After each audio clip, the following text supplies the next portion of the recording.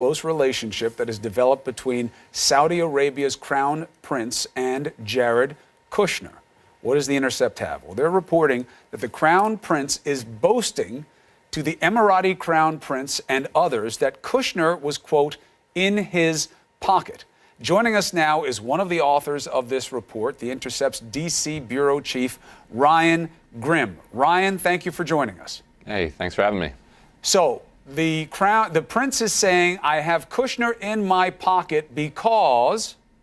Yeah, his evidence is that, when I met with him in late October of this year, he brought me the names of political dissidents within the royal family and other elites in Saudi society that U.S. intelligence had collected and determined were kind of skeptical of the crown prince's rapid rise.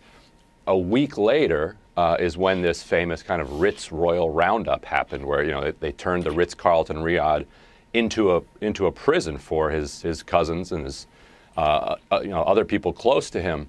And so he said, look, Jared Kushner aided me in this crackdown. And what we've independently confirmed is that there was indeed an intelligence report that had a list of names of Saudi royals who were skeptical of Mohammed bin Salman, right, and that Kushner was in those briefings, and that he has shown a particular interest in intelligence briefings around the Middle East. What precisely happened in these meetings between Kushner and Mohammed bin Salman that went till 4 a.m., we don't know precisely, but we do know that that's what happened on both sides of it. So you've got some circumstantial evidence, and then you're going to have a question of correlation versus causation. And that is articulated here as, so if these names were provided and Kushner knew them, do you know that he told the prince about those names? And even if he did,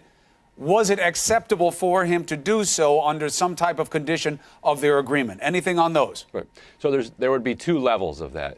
If Kushner had the permission of the foreign policy apparatus or the president or both, then he would be completely within his legal right to share those, and it would be an expression of kind of a covert U.S. foreign policy to help Mohammed bin Salman solidify power and crack down on corruption in his country. That would be a remarkable development. It would be, U.S. interference in Saudi Arabia's internal politics.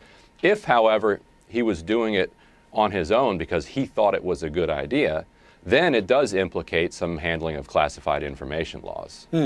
Now, is there another potential level to this of Qatar and Saudi Arabia and ongoing matters there, including with Kushner, where his father may have been working Qatar to get money for one of their properties, and how that works with this? Is there any connection to those in your reporting? Well, all of Kushner's activities in the Gulf are seen by a lot of observers through this light, because we know that, well, Jared Kushner remains a major partner in Kushner Companies, Sure, a real estate firm that is, they're deeply underwater on their 666 Fifth Avenue property. This is kind of Jared Kushner's kind of touchstone purchase back in 2007. And if that goes down, it could bring the entire Kushner Companies with it. We know from previous reporting that Charles Kushner, in April of 2017, directly pitched the Qatar government for money to bail out this project. Qatar said no, and just weeks later, Kushner took the Saudi side in a diplomatic dispute when Saudi and the UAE blockaded Qatar.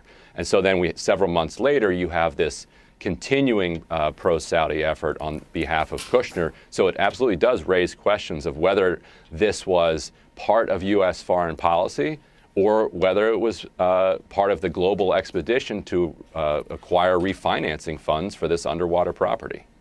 Now, his lawyers say they're not even going to dignify these questions, so they didn't answer them.